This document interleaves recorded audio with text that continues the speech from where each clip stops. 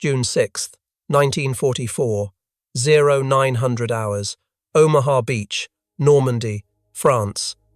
A 21-year-old medic named Waverly Woodson waded through chest-deep water toward the most heavily defended beach in Nazi-occupied Europe. Blood streamed down his legs. Shrapnel had torn open his thigh, his buttocks, his back. The soldier next to him was dead. His landing craft was destroyed. Any rational person would have sought medical help. Any reasonable soldier would have found cover and waited for evacuation. Waverly Woodson did neither. Instead, he grabbed his medical bag and ran toward the sound of screaming men.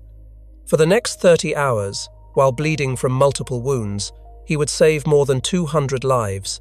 He would amputate limbs, pull drowning men from the sea, perform battlefield surgery under machine gun fire. And when it was all over, when he finally collapsed from blood loss and exhaustion, the United States Army would give him nothing. No Medal of Honor, no Distinguished Service Cross, not even acknowledgement that he had been there. This is the story of America's forgotten hero. A man who proved that courage knows no color, but recognition apparently does. To understand what Waverly Woodson did on D-Day, you first need to understand who he was before the war. Born August 3, 1922 in Philadelphia, Pennsylvania, Waverly Bernard Woodson Jr. grew up in a working-class neighborhood where his father worked as a mail carrier. He was a brilliant student, the kind of young man who everyone knew was destined for something greater. After graduating from Overbrook High School, he enrolled at Lincoln University in Oxford, Pennsylvania, one of the few universities that accepted black students. He studied pre-medicine. His dream was to become a doctor, to heal people, to make a difference. Then December 7th, 1941 happened. Pearl Harbor changed everything. Like millions of young Americans, Woodson felt the call to serve. But unlike many of his white classmates who saw military service as a path to glory and adventure, Woodson knew exactly what he was getting into. This was 1942. America was fighting a war against fascism overseas while practicing segregation at home. The military itself was segregated. Black soldiers served in separate units, often relegated to support roles, rarely given the chance to prove themselves in combat. Woodson knew all this. He enlisted anyway. On December 15, 1942, in his sophomore year, Waverly Woodson and his younger brother Eugene walked into an army recruitment office and signed up. They wanted to fight evil. They believed Nazi Germany represented a threat to the entire world, and they were willing to give their lives to stop it, even if their own country did not see them as equals. What happened next reveals everything about America in 1942. Woodson took an aptitude test for Officer Candidate School, the program that trained military leaders. He scored exceptionally high. In a fair system, this would have fast-tracked him to officer training and eventually a commission. But the Army had quotas for black officers, and even those who made it through faced a rule that prevented them from commanding white soldiers, even those junior to them. Woodson passed the exam. He qualified for Officer Candidate School in the anti-aircraft artillery. He was one of only 2 African Americans accepted. Then, just before completing the program, he received devastating news. There were no positions available for him in the Coast Artillery Corps, not because he lacked ability, not because he failed any test, but because of the color of his skin. The Army needed officers. Woodson was qualified, but he was black, so instead of leading soldiers, he was retrained as a combat medic. This was not the disappointment it might seem. Woodson still had his dream of helping people, of saving lives. If he could not heal as a doctor, he would heal as a medic. And so he was assigned to the 320th Barrage Balloon Battalion, training at Camp Tyson in Paris, Tennessee. The 320th Barrage Balloon Battalion was unique in the American military. It was one of only 4 all-black barrage balloon units trained at Camp Tyson. To understand their mission, you need to know what barrage balloons were. These were large hydrogen-filled balloons, about 35 feet in length, that were tethered to the ground by steel cables. They flew at altitudes up to 2,000 feet. Their purpose was defensive. Enemy aircraft trying to strafe or bomb ground positions would have to fly higher to avoid the cables, which would foul their aim and make them vulnerable to anti-aircraft fire. Some balloons even had small explosive charges attached to their cables. If an enemy plane hit a cable, the explosion could damage or destroy the aircraft. It sounds simple, but operating these balloons required extraordinary skill. The men had to learn how to inflate them with highly flammable hydrogen gas without creating sparks that would ignite an explosion. They had to camouflage them, repair them under fire, handle them in all weather conditions. The training lasted 18 weeks. 6 weeks of basic balloon handling, then 12 weeks of weather forecasting, because these balloons were extraordinarily vulnerable to wind and storms. The 320th trained hard. They knew their mission would be dangerous. What they did not know was that they would make history. In November 1943, the 320th Barrage Balloon Battalion shipped out to England. For months, they trained in the British countryside, preparing for an invasion everyone knew was coming but no one could talk about. The men of the 320th faced discrimination even in England, though they found British civilians far more welcoming than many white American soldiers. Some white American officers tried to enforce segregation in British pubs and towns. The British largely ignored these orders. The 320th continued their training. They refined their techniques. They prepared for the largest amphibious invasion in human history. And then, in early June 1944, they received their orders.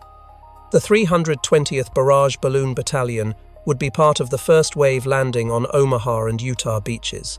They would be the only African-American combat unit to storm the beaches on D-Day. This was unprecedented. In a military where black soldiers were usually relegated to support roles, driving trucks and loading supplies, the 320th would be landing alongside white infantry in the first hours of the invasion. Their mission was critical. They had to get those hydrogen-filled balloons off the ships and into the air before German aircraft could strafe the landing forces. 621 men from the battalion would take part in the assault. 5 medics would land in the first wave. Waverly Woodson was one of them. The night of June 5, 1944, Waverly Woodson boarded landing craft tank 856. The English Channel was rough. Waves crashed over the sides of the landing craft. Men vomited from seasickness. Woodson felt the nausea too, but he focused on his job. He checked his medical supplies, bandages, morphine, sulfur powder, plasma, tourniquets, surgical instruments. Everything a combat medic would need to save lives under fire. As the craft approached the French coast in the pre-dawn darkness, German coastal defences opened fire. Artillery shells screamed overhead. Machine gun fire raked the water. Then, somewhere in the darkness, landing craft tank 856 struck a mine. The explosion was catastrophic. The vessel lost power. As it drifted toward shore, pushed by the tide, a German 88mm shell struck the craft. The shell killed the man standing next to Woodson. Shrapnel tore through the landing craft like a swarm of angry hornets. Woodson felt burning pain across his body. Shrapnel had ripped into his groin, his inner thigh, his buttocks, his back. Blood poured from his wounds. For a moment, Woodson thought he was dying. The pain was overwhelming. The landing craft continued drifting toward the beach, powerless, while German guns pounded it. Of the 26 Navy personnel aboard, only one survived. The Germans methodically murdered the crew, raking the entire top of the ship with machine gun fire. Then they started with mortar shells. Waverly Woodson was wounded, bleeding, possibly dying. He had not even reached the beach yet.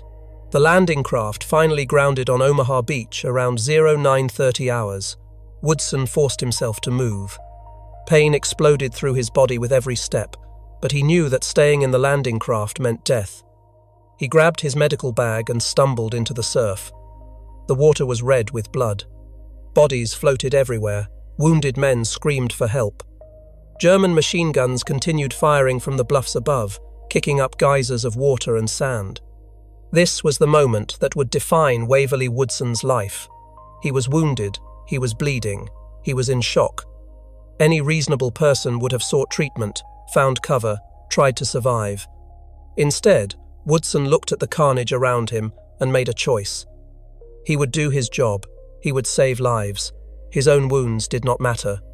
He ran up the beach, moving from man to man, assessing injuries, applying tourniquets, administering morphine, stopping bleeding. The Germans continued firing. Mortar shells exploded around him. Bullets whipped past. Woodson ignored it all. He worked with mechanical efficiency, treating the most severe wounds first, moving to the next patient, saving lives one at a time. Then something happened that defied belief even in the chaos of D-Day. 4 men were drowning in the surf, dragged down by their equipment and the undertow. Their screams for help were barely audible over the sound of gunfire and explosions. Waverly Woodson, already wounded and bleeding, ran back into the water. Machine gun fire raked the surf. Woodson did not care. He reached the first man, cut away his equipment, dragged him to shore. Then he went back. He pulled out a second man, then a third, then a fourth. Each time, he risked his life. Each time, German guns tried to kill him. Each time, he succeeded.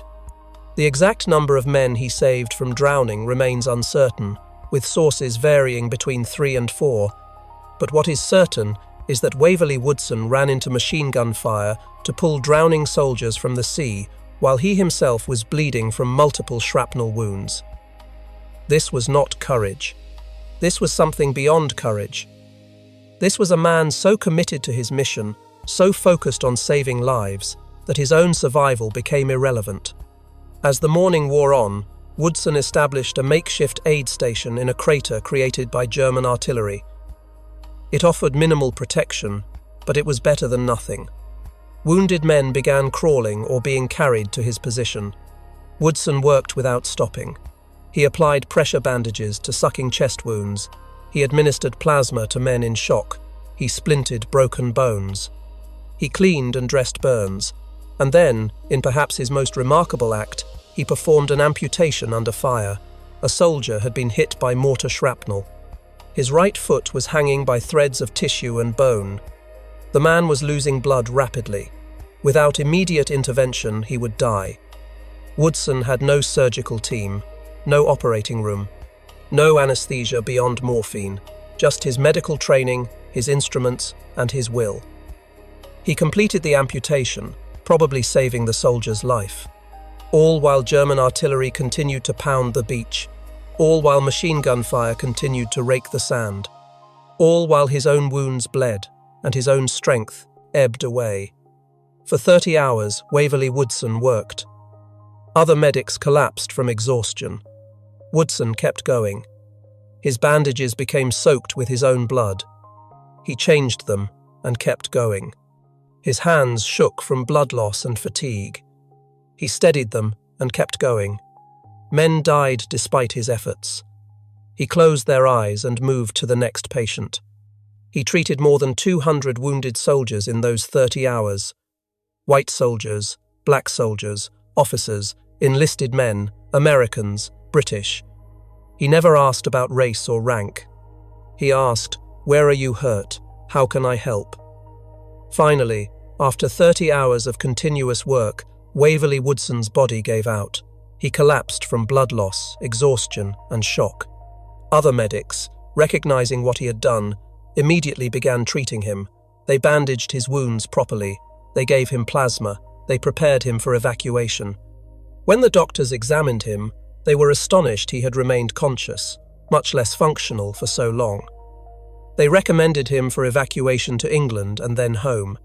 His war, they said, was over. He had done more than enough. But Waverly Woodson had different ideas. He recovered in England. His wounds healed. And then he did something that revealed the depth of his character. He requested to return to his unit. The doctors tried to talk him out of it. He had earned his ticket home. He had proven his courage beyond any doubt. But Woodson was adamant. His unit was still in France. His brothers were still fighting. He belonged with them.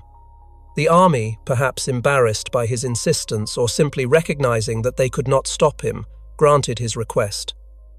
For 140 days, the 320th operated in France. They protected bridges, supply depots, and headquarters from German air attacks. Their balloons flew day and night, forcing Luftwaffe pilots to fly higher, making them easier targets for Allied anti-aircraft guns. The unit performed brilliantly. General Dwight Eisenhower himself praised their contribution.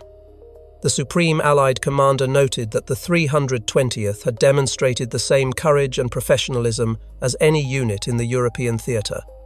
At Utah Beach, 175 balloons went up within hours of the landing. At Omaha, the conditions were more difficult, but the 320th still managed to deploy 40 balloons under fire. These balloons remained operational throughout the Normandy campaign, protecting Allied forces as they fought inland. German pilots learned to avoid the balloon barriers. Those who did not paid the price. Several Luftwaffe aircraft were downed by balloon cables or by anti-aircraft fire when forced to higher altitudes. The 320th Barrage Balloon Battalion had done what no one thought a black unit could do. They had landed in the first wave of D-Day. They had operated under the worst combat conditions. They had performed their mission flawlessly. And they had proven beyond any doubt that courage and competence had nothing to do with the color of a soldier's skin. But while the 320th as a unit received some recognition, Waverly Woodson received none. His commanding officer, a white captain named William Adair, recommended him for the Medal of Honor. The recommendation worked its way up the chain of command. General John C. H. Lee, commanding general of the Services of Supply in the European theatre, endorsed it. Lee was known for his support of African-American soldiers. He believed Woodson's actions on Omaha Beach warranted the nation's highest military honor. But somewhere between General Lee's desk and Washington, the recommendation disappeared. Some accounts suggest it was downgraded to a Bronze Star. Others say it simply vanished into the bureaucracy. What is certain is that Waverly Woodson, who had saved more than 200 lives while bleeding from his own wounds, received nothing. Not the Medal of Honor, not the Distinguished Service Cross. Not even immediate recognition of the Bronze Star that was supposedly approved. The contrast with white medics who performed similar actions is stark.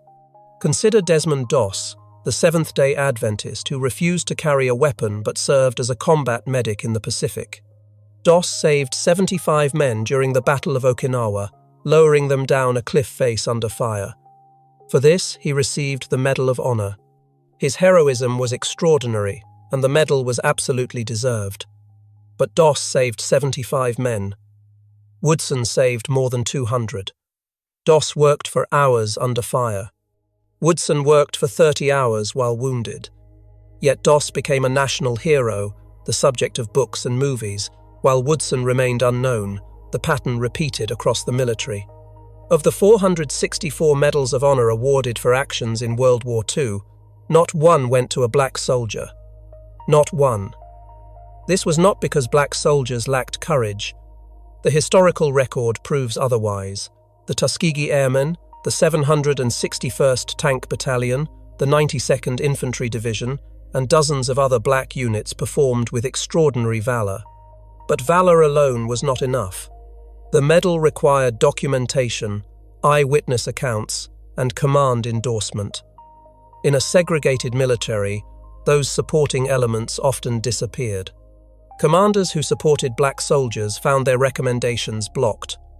Eyewitness accounts from white soldiers were often not solicited or ignored. And crucially, the men making final decisions about medals were products of their time, steeped in the casual racism that permeated American society.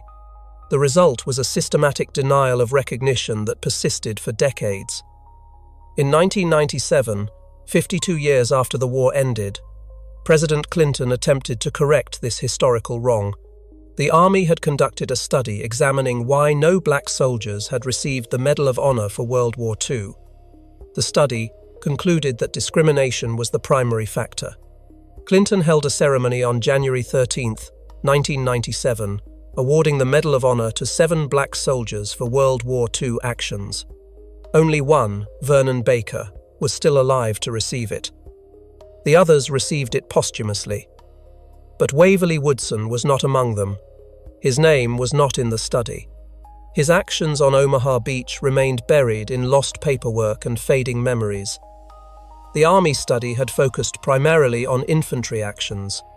Medics, especially those whose recommendations had been lost or destroyed, were not systematically reviewed. And so the injustice continued. Waverly Woodson returned home from the war. He had saved more than 200 lives. He had served with honor and courage beyond measure.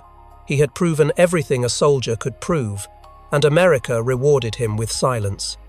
His post-war life reveals both his character and the broader tragedy of black veterans returning to a still segregated America. Woodson used the GI Bill to complete his degree at Lincoln University, graduating in 1950. He then attended graduate school, studying medical technology. He married Joanne in 1952. Together, they built a life and raised 3 children. Woodson worked at the National Naval Medical Center in Bethesda, Maryland. He later transferred to the National Institutes of Health, where he worked from 1959 to 1980 as a medical technician and supervisor. He became an expert in hematology. He trained countless other technicians. He contributed to medical research that saved lives. In civilian life, just as in war, Waverly Woodson dedicated himself to healing and helping others. He spoke rarely of his war experiences.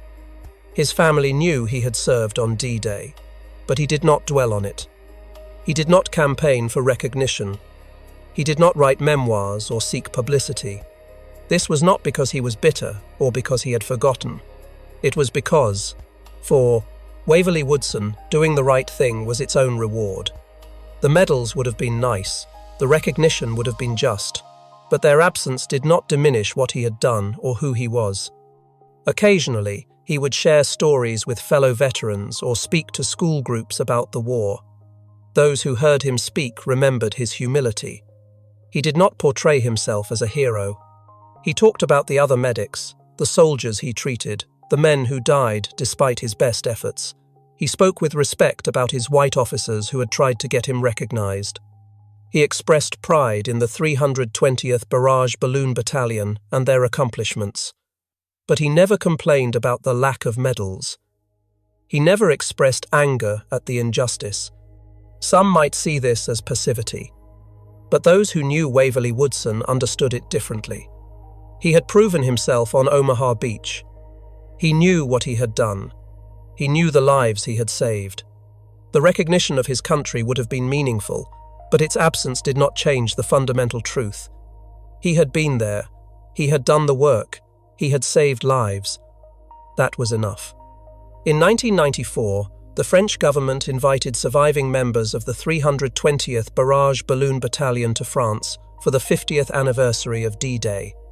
The French, unlike the Americans, had not forgotten the black soldiers who landed on their beaches. Waverly Woodson attended. He walked the sands of Omaha Beach again, now 71 years old, remembering the young man he had been. The French honored him and his comrades. They received medals and recognition. They were celebrated as liberators. For one brief moment, Waverly Woodson experienced what should have been his due 50 years earlier, but it was bittersweet. Most of his comrades from the 320th were gone. The men he had treated on the beach were gone. The young medic who had run through machine gun fire to save drowning soldiers was Beatty, gone, replaced by an old man with memories and scars. Woodson returned to America. He continued his quiet life. He watched his grandchildren grow. He celebrated his 50th wedding anniversary with Joanne. And on August 12, 2005, Waverly Bernard Woodson Jr. died at the age of 83. He died without ever receiving the Medal of Honor. He died without national recognition of his heroism. He died as he had lived, with dignity and grace, asking for nothing. But death was not the end of Waverly Woodson's story. In the years following his passing, a small group of historians, veterans, and advocates began piecing together the evidence of what he had accomplished. Linda Hervieux, a journalist, spent 6 years researching her book Forgotten The Untold Story of D-Day's Black Heroes, published in 2015. Her meticulous research brought Waverly Woodson's story back to light. She interviewed surviving members of the 320th. She scoured archives. She found the lost recommendation for the Medal of Honor. She documented the systematic discrimination that had denied recognition to black soldiers. Her work created the foundation for everything that followed. Senator Chris Van Hollen of Maryland, where Woodson had lived most of his adult life, took up the cause in 2015. Van Hollen introduced legislation to award Woodson the Medal of Honor. The bill gained bipartisan support. Military historians testified to Woodson's heroism. Veterans organizations endorsed it. But the bill faced a bureaucratic obstacle that seemed insurmountable. The Medal of Honor requires extensive documentation, eyewitness accounts, after-action reports, command endorsements, medical records. For Waverly Woodson, much of this documentation was missing. Some had been lost in the chaos of war. Some had been destroyed in the catastrophic fire at the National Personnel Records Center in St. Louis in July 1973, which destroyed 80% of Army personnel records from World War II. The missing documentation became a convenient excuse for inaction. In August 2020, the Army approved Woodson for the Combat Medical Badge, an award created in 1945 but not made available to most World War II medics retroactively. It was a small recognition, decades overdue, but it represented official acknowledgement that Woodson had served in combat. The actual presentation did not occur until October 11, 2023, when Woodson's widow Joanne, then 93 years old, received the badge on his behalf at Arlington National Cemetery. The ceremony was emotional. Joanne Woodson, who had fought for her husband's recognition for nearly 2 decades after his death, finally saw the Army acknowledge what he had done. It was not the Medal of Honor, it was not even the Distinguished Service Cross, but it was something. It was the Army saying, "We see you, we acknowledge your service, we recognize your sacrifice." For Joanne Woodson, it was bittersweet. Her husband deserved more. He deserved the recognition in his lifetime, but she was grateful that his story was finally being told, that his name was finally being remembered. Then, on June 3, 2024, the Department of Defense announced that Waverly Woodson would receive the Distinguished Service Cross, the second highest military decoration for valor. The announcement came 79 years and 362 days after Woodson's actions on Omaha Beach. The actual ceremony took place on September 24, 2024, at the White House. Joanne Woodson, now 94 and in fragile health, attended. So did Woodson's children and grandchildren. President Biden presented the medal, speaking about the courage Waverly Woodson had demonstrated and the injustice of his long wait for recognition. The ceremony was covered by national media. Finally, 8 decades later, America was beginning to acknowledge what Waverly Woodson had done. The Distinguished Service Cross is a significant honor. Only the Medal of Honor ranks higher. It recognizes extraordinary heroism in combat. For Waverly Woodson to receive it was meaningful and important. But even as his family celebrated this recognition, they continued pushing for the Medal of Honor, because the evidence is overwhelming that Woodson's actions met the standard. He saved more than 200 lives. He worked for 30 hours while wounded. He performed battlefield surgery under fire. He pulled drowning men from the sea while being shot at. He returned to combat after being evacuated. By any objective measure, these actions warrant the Medal of Honor. But bureaucracy remains an obstacle.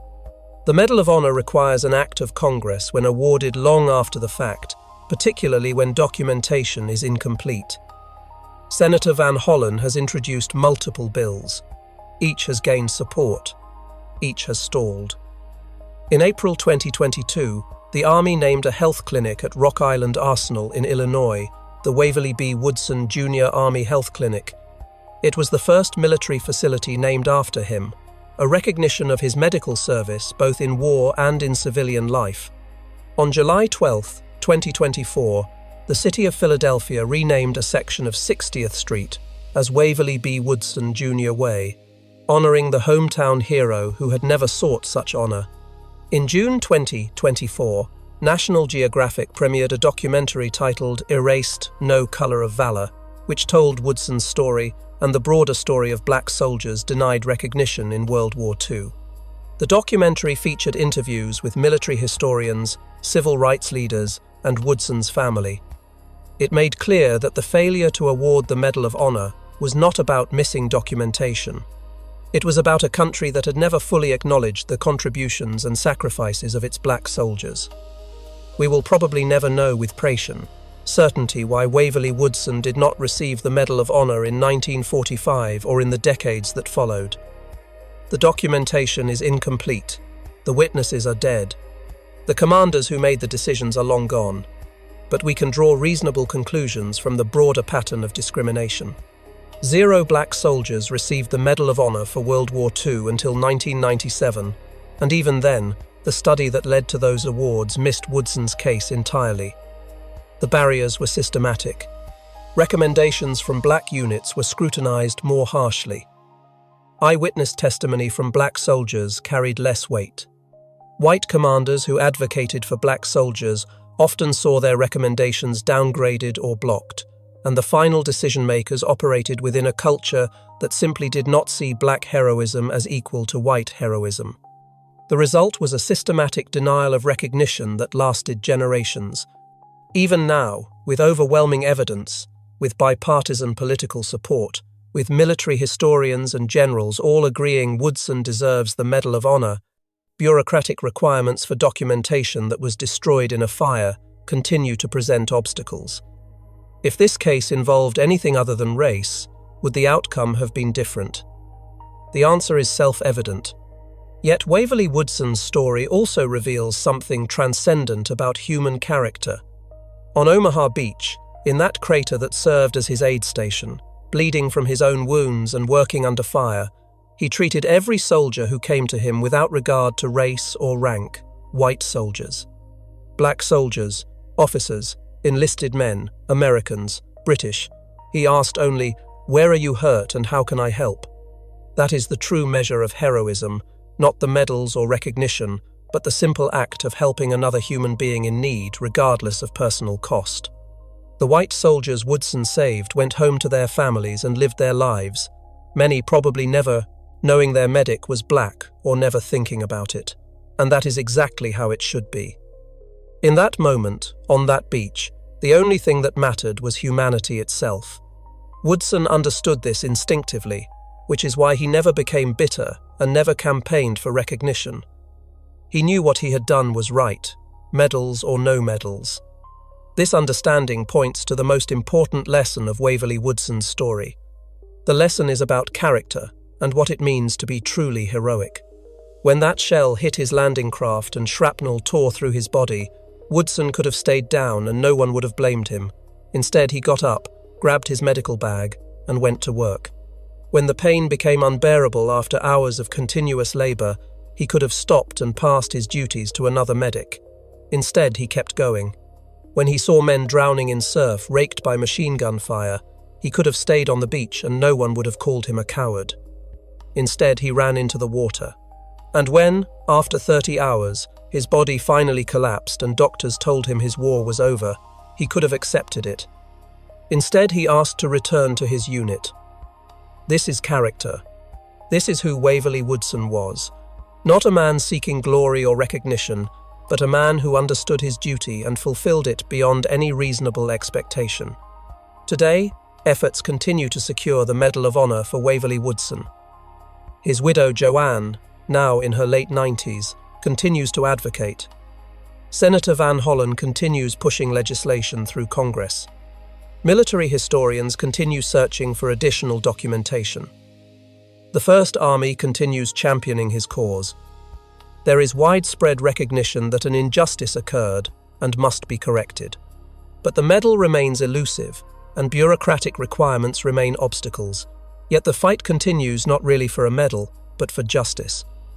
It is about finally acknowledging that black soldiers in World War II performed extraordinary acts of heroism and deserve the same recognition as their white counterparts. It is about correcting the historical record so future generations know the full story of D-Day, including the nearly 2,000 African American troops who landed on those beaches. It is about honoring a man who embodied the very best of what it means to serve, sacrifice, and save lives at the risk of your own. His story reminds us that courage comes in all colors, and that heroism is not about seeking recognition, but about doing what is right when it matters most. Waverly Woodson saved more than 200 men in 30 hours while bleeding from his own wounds. He pulled drowning soldiers from the sea. He performed battlefield surgery under fire. He worked without rest until his body gave out. And when it was over, he asked for nothing. He simply went back to work. This is the story of America's forgotten hero, a man who proved that on the beaches of Normandy, under fire when it mattered most, the only thing that separated the living from the dead was the skill and courage of one medic who refused to give up. A man who, despite being denied the recognition he deserved, never stopped being who he was. A healer, a helper, a hero, Waverly Bernard Woodson Jr. The Distinguished Service Cross recognizes his valor, but the fight for the Medal of Honor continues. It will continue until justice is finally, fully served. As Senator Van Hollen said, "It is never too late to say thank you. It is never too late to right a historic wrong." And Waverly Woodson deserves nothing less than our nation's highest honor,